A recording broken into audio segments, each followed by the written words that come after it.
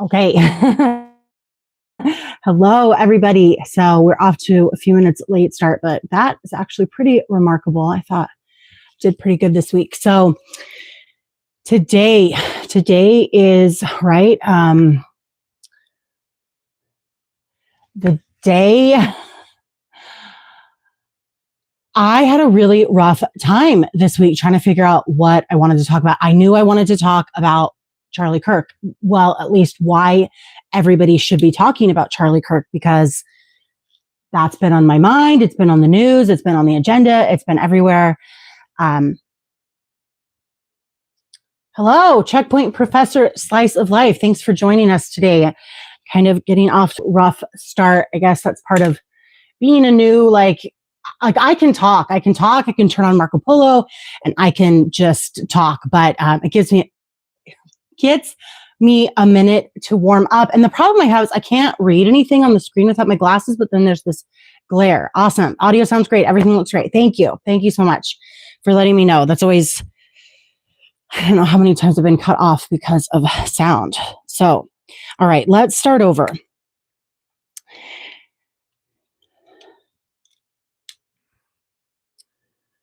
Yeah, it is. You definitely know it is a part of live streaming. Learned from you. Just to roll with it. Just to roll with it. Okay, so I'm holding this book. I'm going to talk about this book in just a minute. But let's talk about the topic of this stream. So why we all should be talking about Charlie Kirk. Now, this is a family YouTube channel. This is Diapers on a Plane. So are we going to now be veering into politics? Well, really, politics runs our lives. So the clear answer is obviously should be yes, right? There's certain things you don't talk about, at least in American culture. And one is money and two is politics.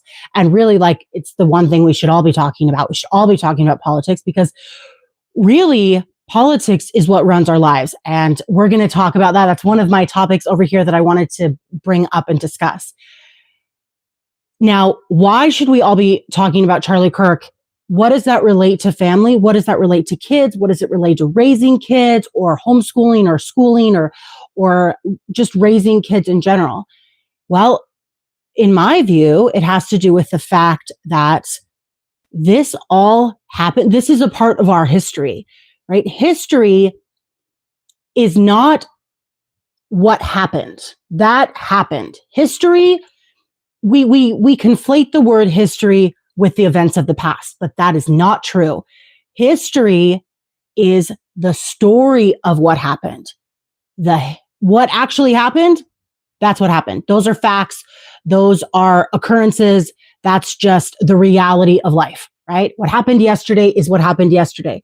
The history is the stories we tell about it. And so we are watching history unfold. And what I mean by that is not the events that happened. We're watching that. We're experiencing that too. But we are watching the narrative being printed and told before our very eyes. I know, right? Thank you for your comment.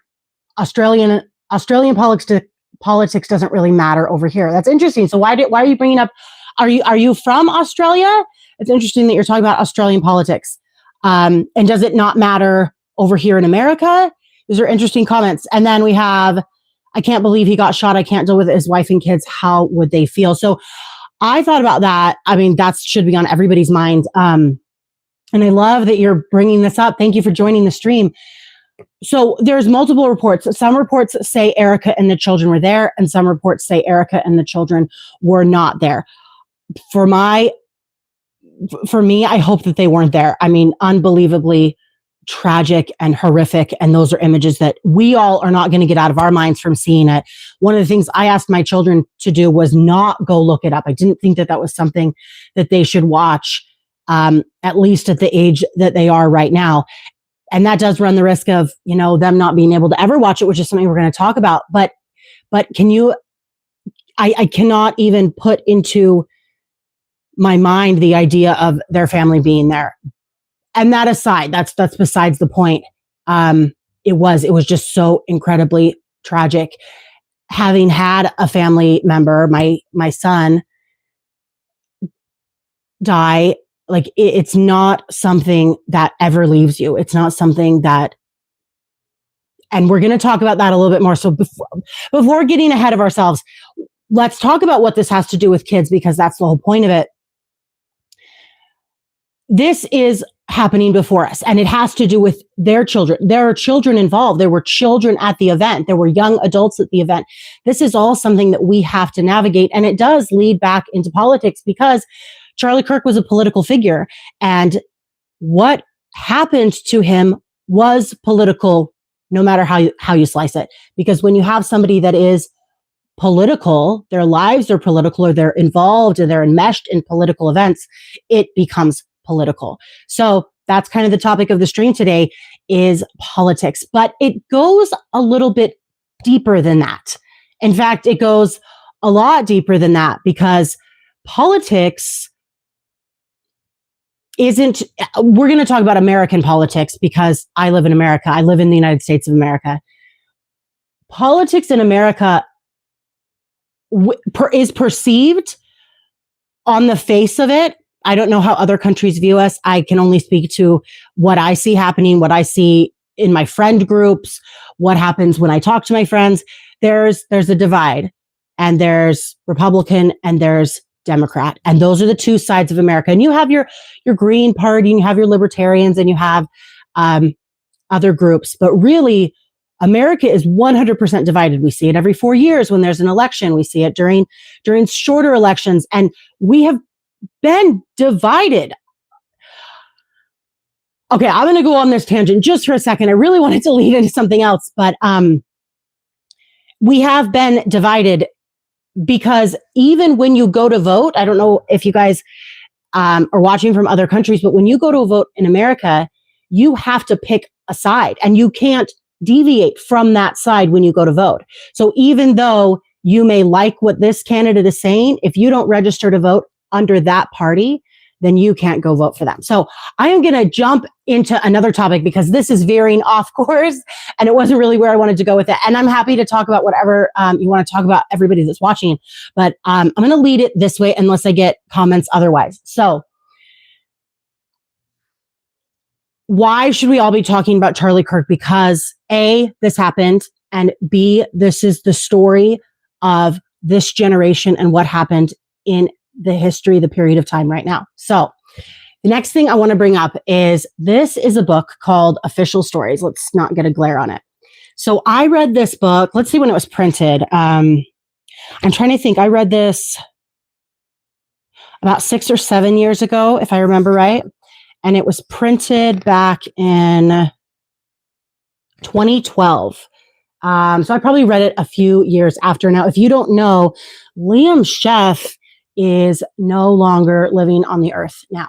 He was another political commentarist that was neither Republican nor Democrat, but he was a person that just looked at what was happening in the world and saw that there were things that should be said, things that weren't being said, things that were maybe not on the face of it, right? The face of it, Official Stories, something that was really, okay. This book, my first caveat is, this book has a lot of mature content in it, because what we're talking about are official stories. So the official stories, okay, let's talk about what is the official Charlie Kirk story. The official Charlie Kirk story is that Charlie Kirk was having a public engagement, right? He was answering questions. He was conversing with the public. He was at UVU, which formerly used to be the university, Utah Valley University. That's what it is now. It used to be Utah Valley State College. And I will tell you, I went to UVU. I went to UVSC. My husband and I met there. We were in a biology class together, and our first date was studying for that biology class. So this is really pertinent to my life. I have a real invested, like, personal anecdote to what happened at this campus. And my husband and I used to eat lunch out there. Like it, watching this, I wasn't watching it live, but watching back everything that happened, like that was just like a, just really, really jarring. So the official story of what happened to Charlie Kirk is that he was engaging with students on the campus at UVU, and a shooter, Tyler Robinson, he's been named. He's been said that he admitted to it, which is not true. He has not admitted to it, but some reports say it is. So we're going to talk about the weirdness of that, or maybe the implications of that.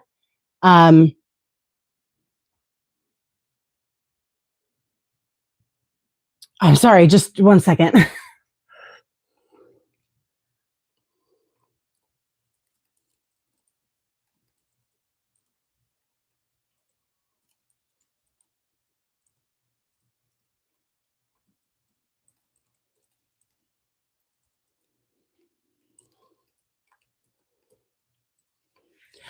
Okay, so let's just get back into it. Okay, so the official story is Tyler Robinson was up on the rooftop, direct shot straight across. He shot him in the neck, a specific type of gun, specific type of bullet. He was shot and killed instantly, and he died. And then Tyler Robinson had his reasons for why he did this, and he admitted it. Okay, that's the official story. Why we should all be talking about this is because here we are on our end of it, and we all witnessed it. It was all caught on video, and we saw something happen that doesn't match up necessarily with the story that we're being told about what happened. The history of what happened is not matching up with what is happening in real life. And now they're telling us that we don't get to know anymore, that in the first 33 hours, everything was solved and there's nothing left. There's nothing left to talk about, nothing left to see. All we have to do is prosecute, bring the evidence forth, and it's done. And as far as we're concerned, as far as the public is concerned, we don't need to know anymore. But the problem, one of the problems that I have with that is, but we were all part of it. We were all witness to this. We were all part of it. We were all privy to these events, and we all want some closure. We want to be able to connect the two things, what we saw with our eyes and what we're hearing, and what we know happened, and we want to be able to close that gap. And as humans, like, that's really important, and we're not able to do that. They're telling us no. They're telling us we're done. So that's what leads us into this idea of official stories. So Liam Sheff, like I said, and I'll probably get flack for this, but he died under unusual circumstances after getting some dental work. And he was, he had a lot to say. So this is one of his books. This was one of his most recent books right before he died. And again, this has a mature rating in it. So I would not, children do need to know, have a lot of life experience to really be able to take in a lot of the content within this book. But these are the official stories that he goes over. So he goes over the official story, and then he goes over things that don't add up. So Captain America, this is an official story. The CIA, JFK, 9/11, vaccination, HIV, Shakespeare, Darwin, the Big Bang, Earth, and how life happens. So pretty big, heavy, loaded topics. And some of those things you might not consider official stories, but he goes into why they are. Now, I'm not necessarily, I love this book and I recommend this book. But if for no other reason than just to deepen your understanding that things are more nuanced, right? When we talk about Charlie Kirk, we're not disputing the fact that he was shot, even though, and I'm going to get into it, AI wants to dispute the fact that Charlie Kirk was assassinated. It's more so the implications of not only that he was shot and not only why he was shot, but why everything now has to be closed. So with that being said, let's go on to the next item. So one of the more famous Greek philosophers, Achilles, he said, in war, truth is the first casualty. And that's really what I think the conversation around Charlie Kirk should be related to. It should be about truth, because at the end of the day, what else matters other than the truth? For a long time, I would hear people talk about living in the Matrix. Like, do we live in the Matrix? And I was like, I grew up with this movie. Like, do people really think we live in pods and like we have these things attached to our head? And I'd be like, I know that I am organic and I gave birth to babies, and how could we possibly be living in a Matrix? But that's not what they mean. When they say, do we live in a Matrix, they mean that we're literally plugged in, and not necessarily that we like have computer screens in front of us or phones in front of us and we're always like glued to these devices, but that those devices are sending our brains messages and they are sending us input that may not be true, that may not be real. So for instance, when it comes to Charlie Kirk, Erica Kirk famously got up and she gave a big interview with Turning Point USA and said, we are so excited about the future because everything Charlie ever did was recorded in 4K video. And we have so much footage that we've never released. So if everything was shot in 4K video, why don't we have 4K video of what happened? Now, I totally understand that we don't need to nor want to see the actual shooting. But we should have 4K video of everybody in the audience. We should have 4K video of where bullets came from. We should have 4K video of all the people surrounding him, but we don't. All we have are blurry images. That's all we have. We don't even have a crime scene anymore. The crime scene was repaved. And have you in your lives, you've all come across crime. I would venture to say at least most of us have come across a crime scene. It doesn't have to be a violent crime. It doesn't have to be a public shooting, but you've come across a burglary or a robbery or a house fire or something. And there's tape. I mean, we sell crime tape at Halloween because it exists for a reason. It just exists, but there's no longer a crime scene. Right after the Charlie Kirk shooting, there was a shooting at a Mormon church in some northern state. And those people had their phones confiscated. They had their cars confiscated. They were not allowed to leave the scene. They were interviewed multiple times. Why did that happen with this other crime where people were shot in a church building, but it didn't happen at the Charlie Kirk crime scene? Those are the questions. And honestly, and those are the things that make us wonder, like, are we living in a matrix where we don't even know what's real or not? We don't even know what to believe anymore.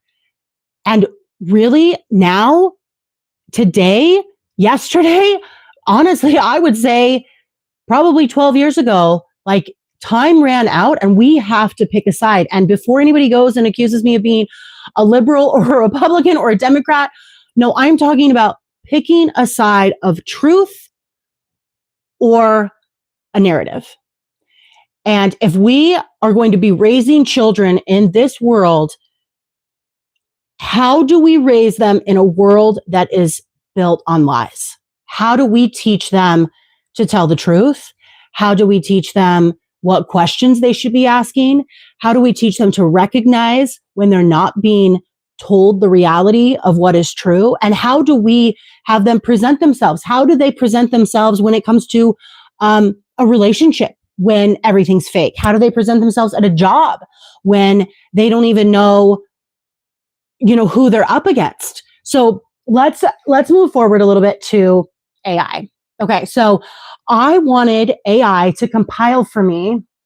I asked it, can we just talk for a minute about the assassination of Charlie Kirk and the assassination of JFK and any similarities? And it said, and I was going to print this out for you, sorry. I need to stop you there for a moment. As of now, there have been no verified reports there has been no verified report or confirmation from reliable sources that Charlie Kirk has been assassinated. So I went down this huge, deep rabbit hole with AI, and I was like, well, first of all, who is letting you gatekeep the truth? And what do you consider a reliable source? So then I gave AI, like it said Associated Press, it said, I didn't save that screenshot. I mean, I have it, but it said, for one, it said the Associated Press, and number two, it said NPR.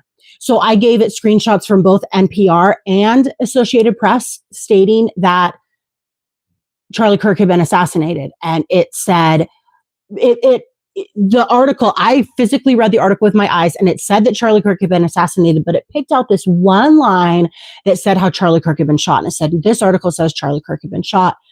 And there's a huge difference between assassination and being shot. So I was like, this is so, because somebody's programming AI, right? AI is not an independent think tank. It's not a human. We talk about it like it's human, which is what it is. But I just started really asking it questions like, who is giving you the authority to stop me from questioning a line? And they said, nobody is giving me authority, but it's important that you not go down a line of thinking that can harm other people. So now we are in Orwell's dystopian society where a line of thinking is hurtful. And let's be clear, thinking isn't hurtful. Actually, the lack of thinking really at the end of the day is what's hurtful. It is actions. And there's a lot of people that will argue that thinking leads to actions, and so therefore thinking is hurtful.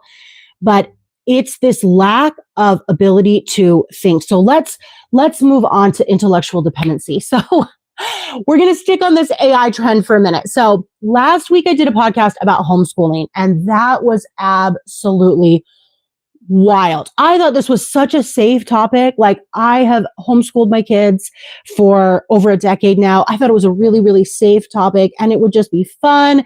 And we'd talk about different ideas. I do not have any grievances about anybody who sends their kids to public school.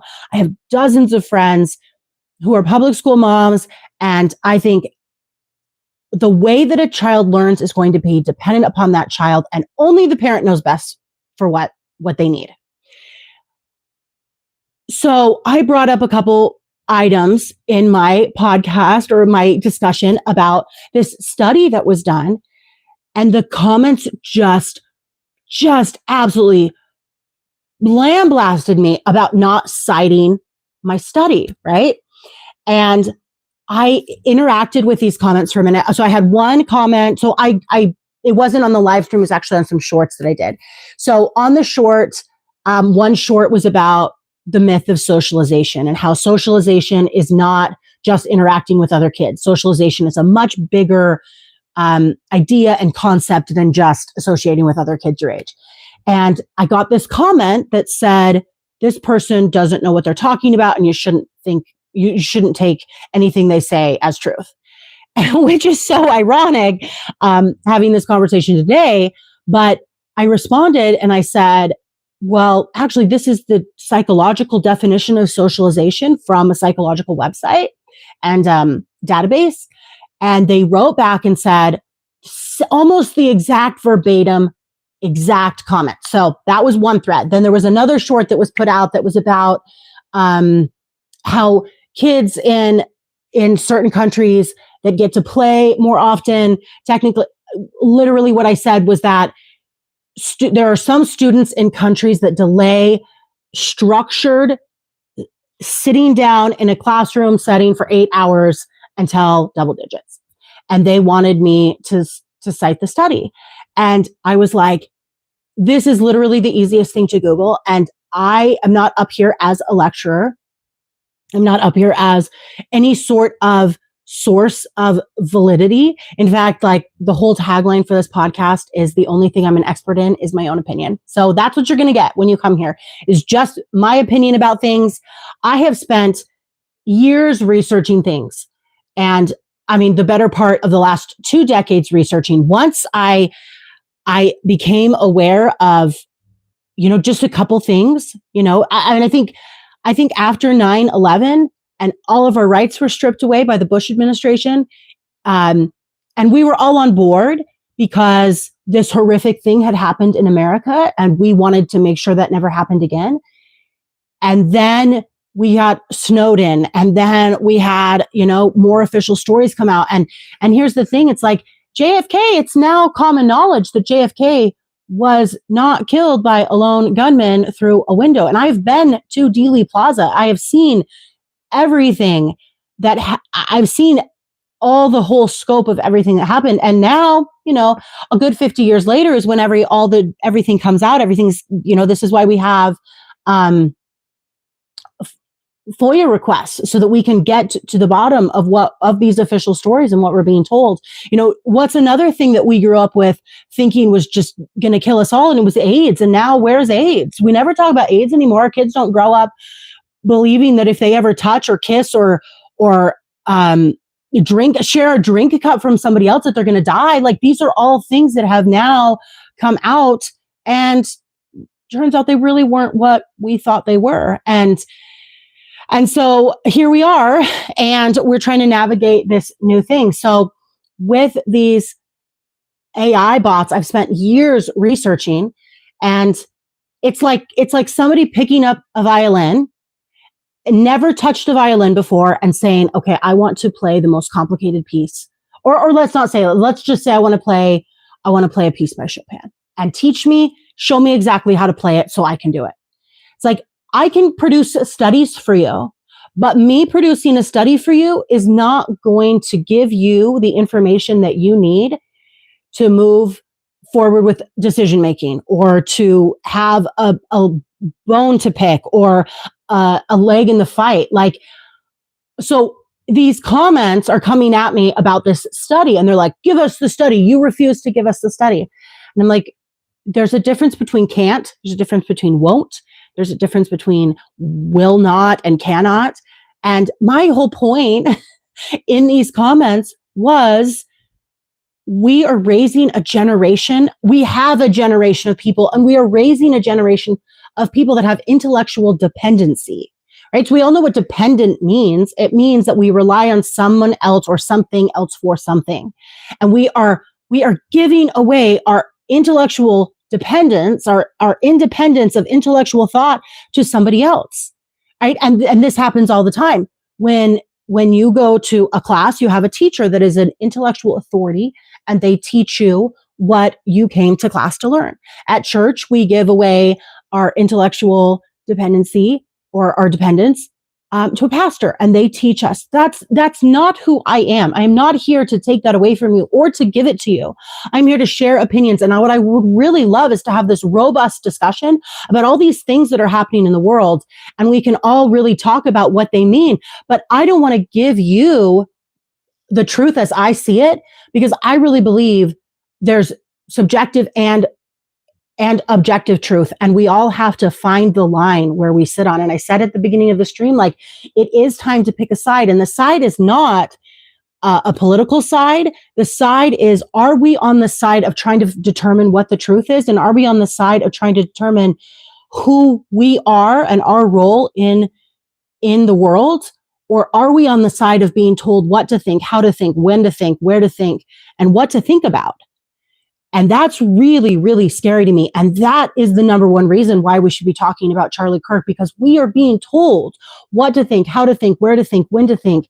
And what the implications of that are really, really scary. Okay.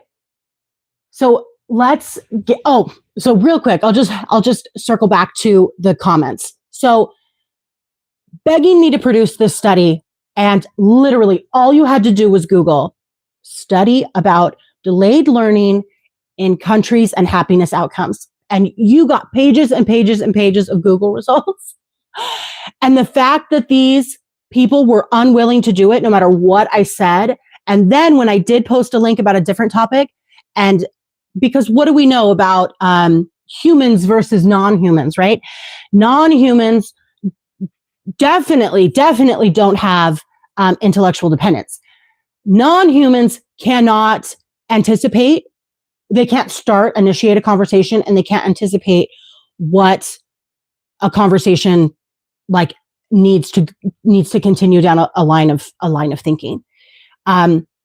If you've ever used ChatGPT or Gemini or whatever all the other ones are, you know that they can give you additional prompts. They can ask you for additional prompts, but they are limited in how much they can produce. And so if you argue back with a bot, they really can't come up with a new argument. All they can do is reiterate the same argument that they had. And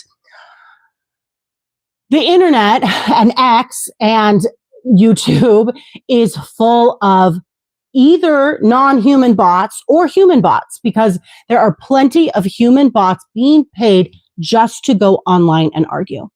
There are, I can't even give a number, but I know that there are, and again, you can Google this for yourself, because if I give you information, all you're doing is repeating what I have told you. You haven't learned the content for yourself.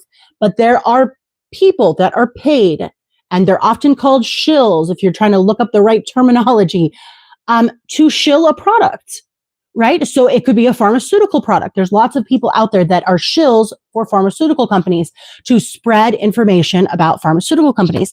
This book talks about, and there's another book, I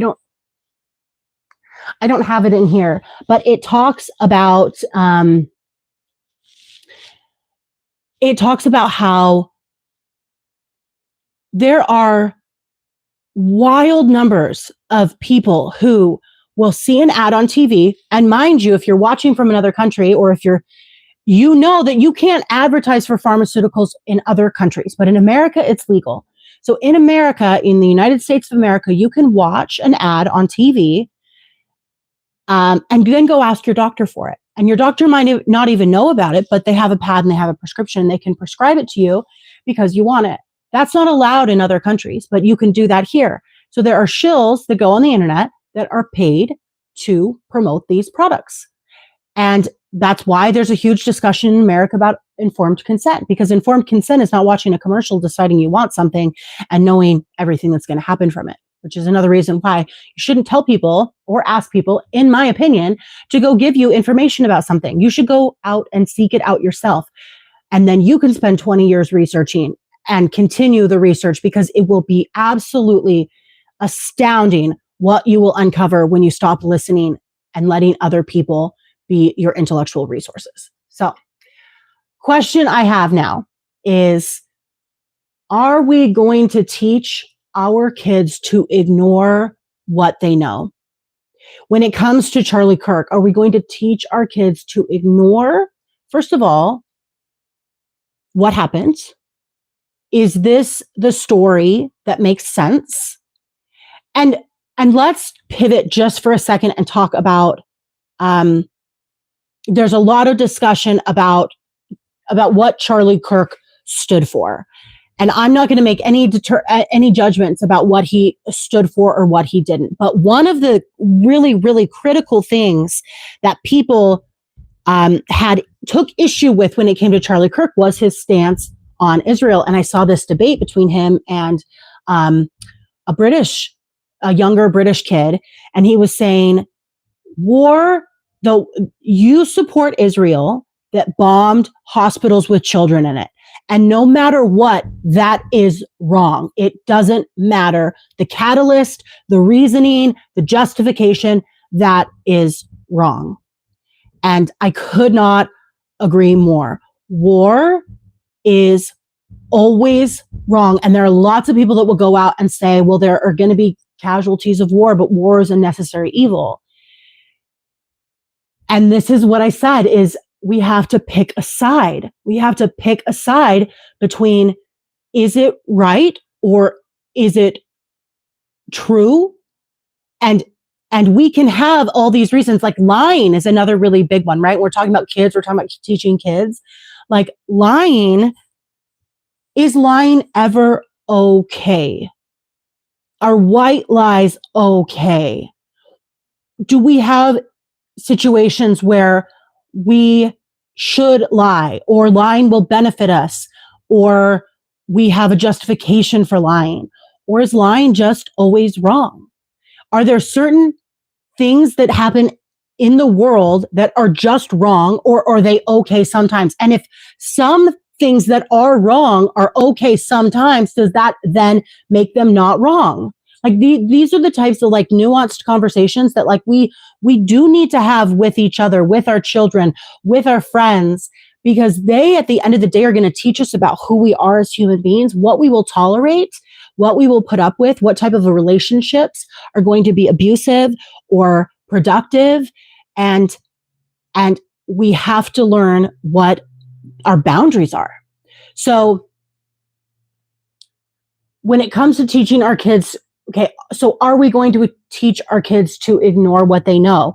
When it comes to Charlie Kirk, was shooting him okay? There are a lot of people that are going to say, yes, he was a dangerous individual. Yes, he had dangerous ideas. He spread hate. He did things that I didn't like. So if you fall in that category, is it okay to just kill all the people that fall in line with those things? Because there's lots of genocide that's happened throughout history that would agree with you.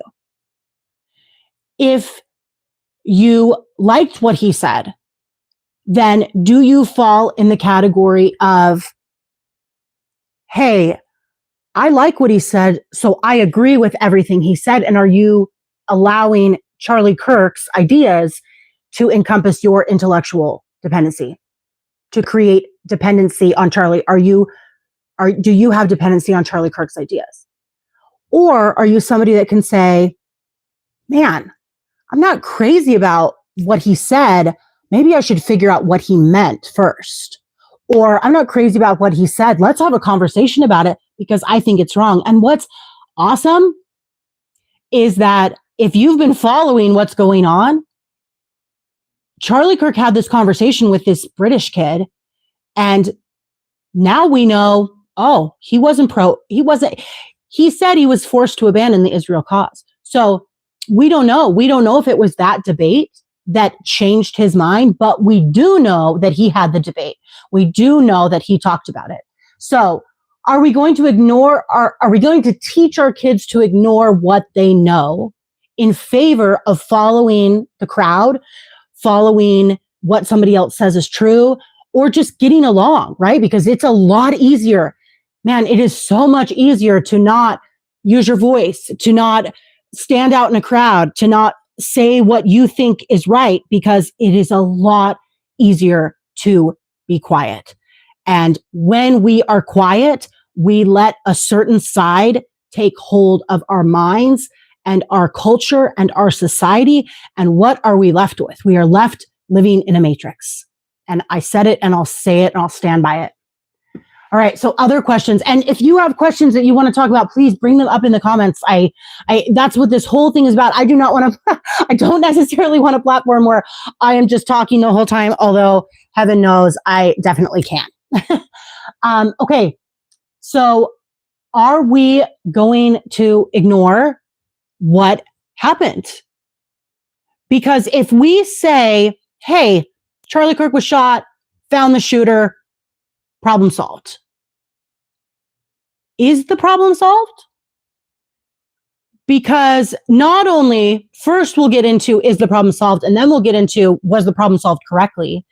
And correctly can be objective, but was the problem solved? If the narrative is correct, that Charlie Kirk was shot because someone didn't like what he said and we arrested the shooter, okay, problem solved, right? Except there's still this pervasive thought process of we can get rid of people we don't like, hence all the cheering and everything going on the internet about the celebration of the fact that this happened. So problem not solved. And if we ignore what happened and we just say, well, the case is solved, and Tyler Robinson will be the example to say why this shouldn't happen. If that were true, then we wouldn't have ever had Charlie Kirk be assassinated, because didn't we learn the example from JFK? Didn't we learn the example from Martin Luther King? Didn't we learn the example from Malcolm X? Didn't we learn the example from Abraham Lincoln?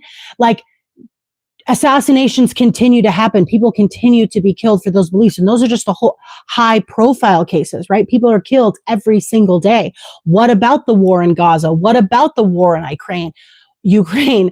What about the wars that are held all over the planet because of different ideas? Because one nation that's stronger and richer can determine what another nation can think or feel or act.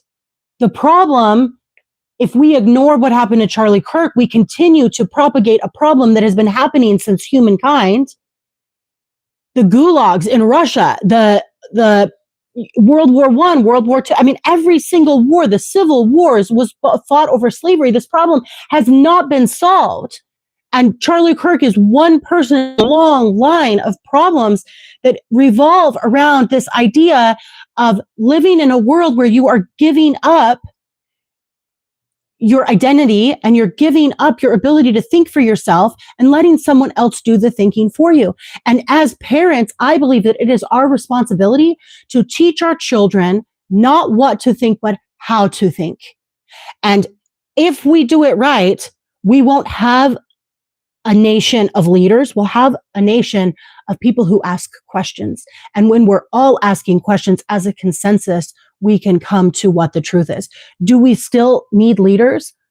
Well, what we need is people who are going to stand up to try and get to the bottom of what's true. And what is true, if we find the deepest crevice of what is really true, it will unmask everything that is plaguing our society. So, what is the truth? Let's end with what is the truth? And how do we determine what the truth is? And I'm not referencing what is the truth with Charlie Kirk. We're not even close to knowing what the truth of that is, just like we're not any closer to really knowing what happened to JFK. We have all these theories, we have all these ideas.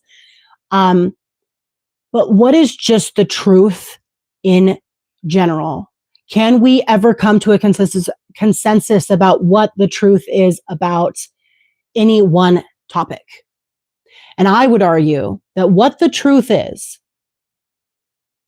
our ability to be able to discuss every single nuance and aspect of what has either happened in history, what we think and feel about a topic, what is actually happening and what we see with our eyes.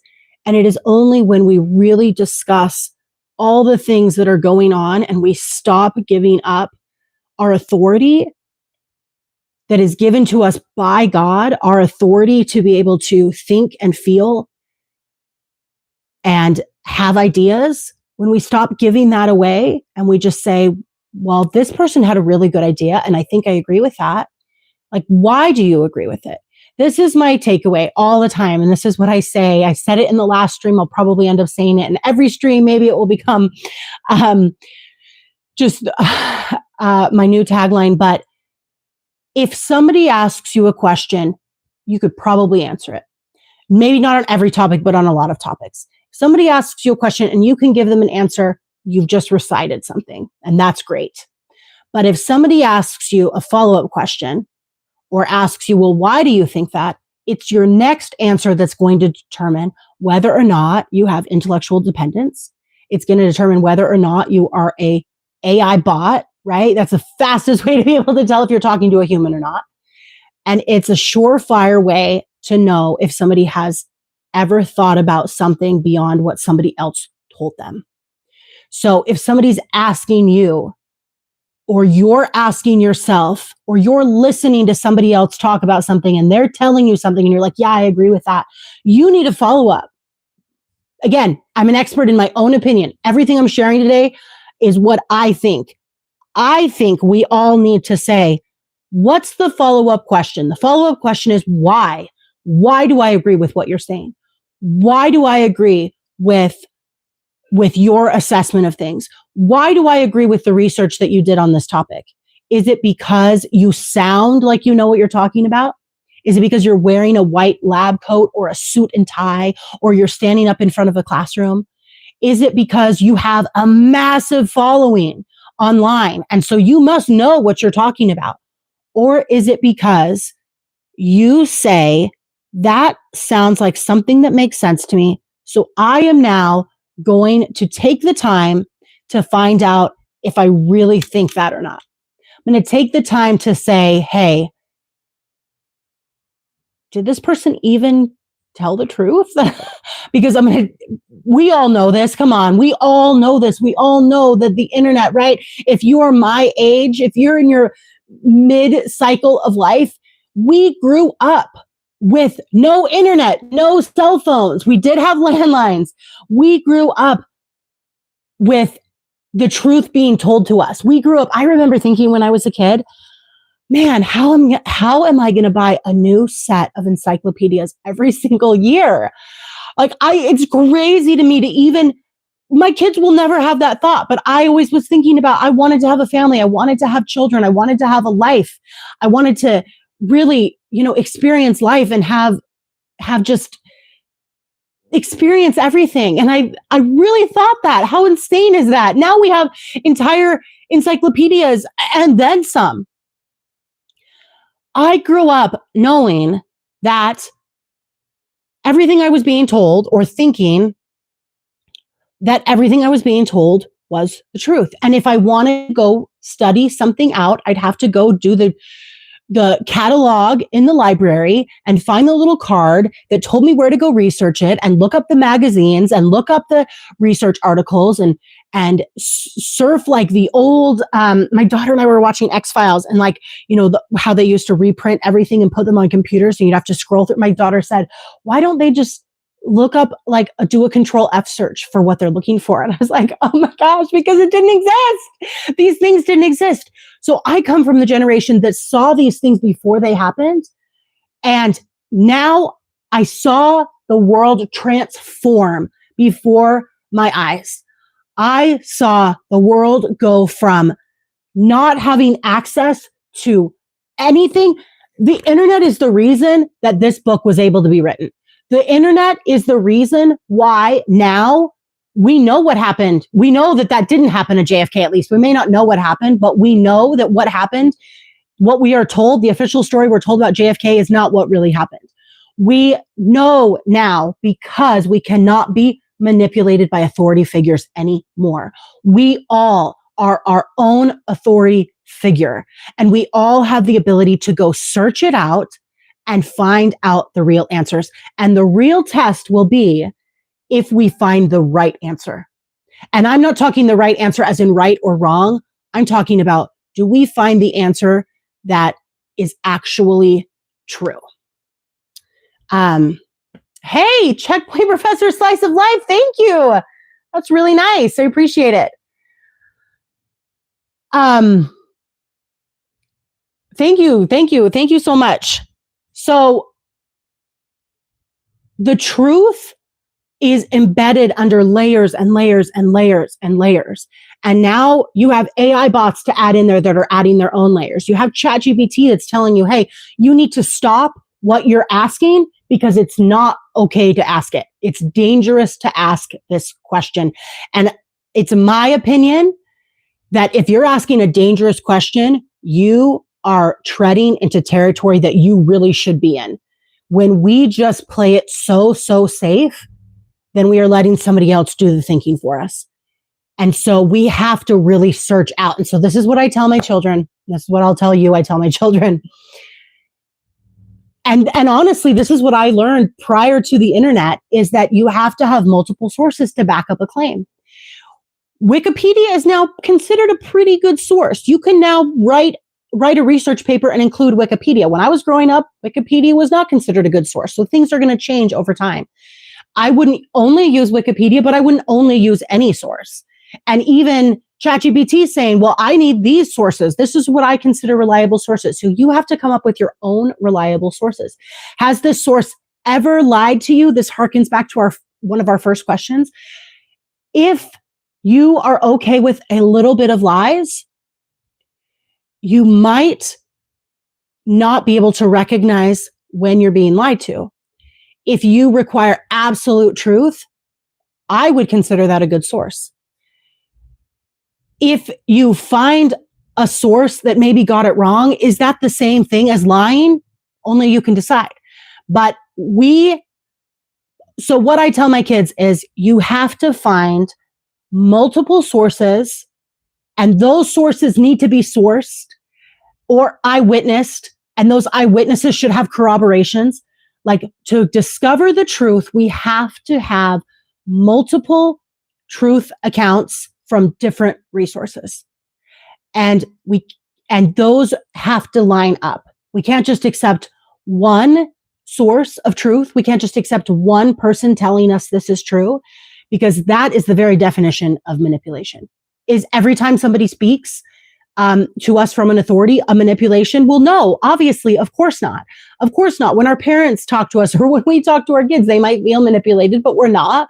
We're giving them life experience. We're giving them advice from things we've learned. We're giving them our own ideas. And yes, we are giving them our opinions. That is our right as parents. That's really our necessity as parents, to give kids our own opinions about things. And yes, we are the authority in our kids' lives.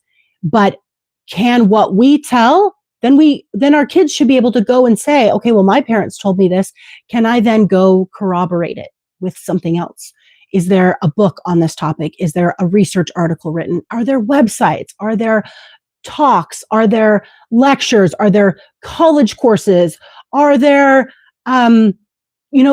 think tanks? Are there people having discussions about this? And those are the places that we go to discover.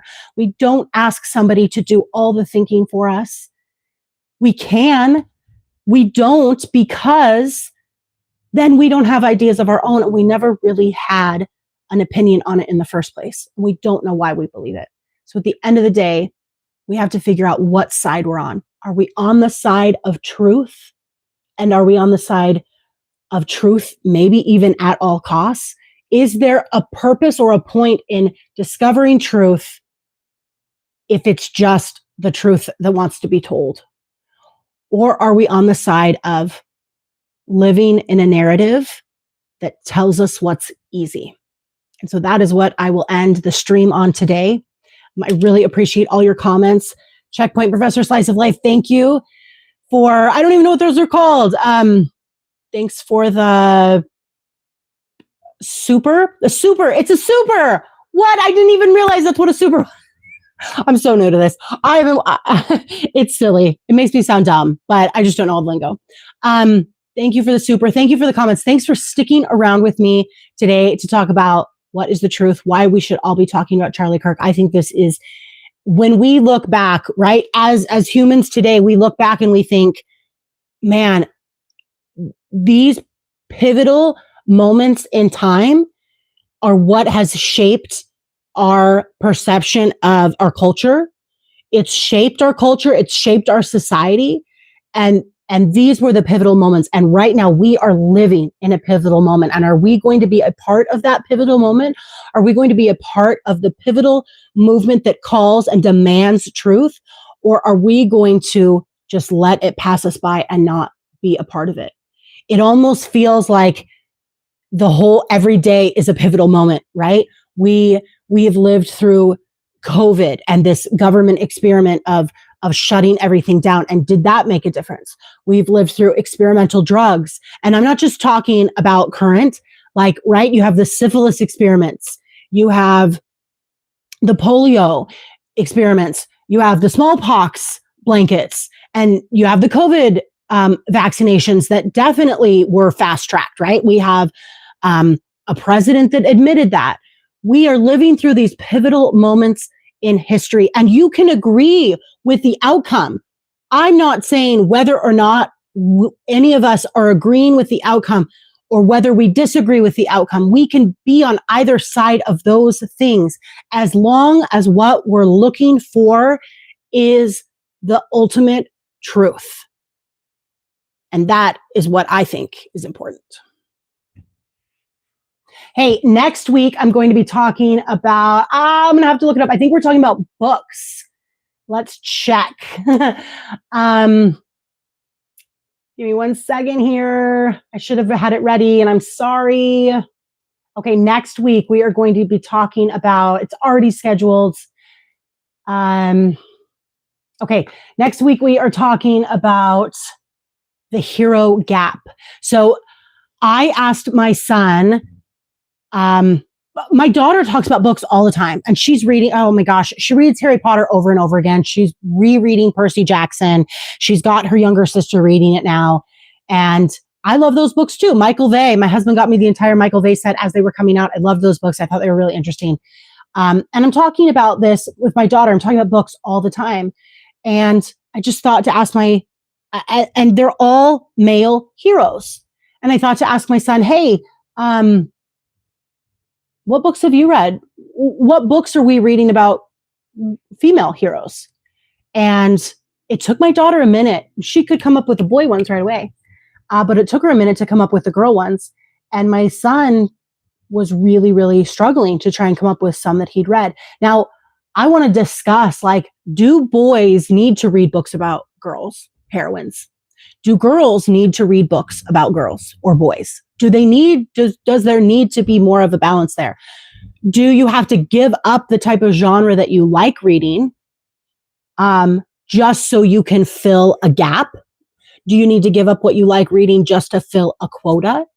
Do you have to abandon what you find enjoyable just to fill a gap? Like, that's what I want to discuss. So I would love to hear your questions. You can throw them out on Facebook at Diapers on a Plane. You can add them to the upcoming stream as questions before it goes live. You can post those questions there about what you think or what you'd like to discuss. But I would absolutely love to know what you think about this hero gap and how you think either we should fill it, do we need to fill it, can we fill it, or is everything a-okay the way that it is? And we will see you next Tuesday at 3:00 Central Standard Time. Thanks for hanging out and chatting with me today, and we will check you out in a week.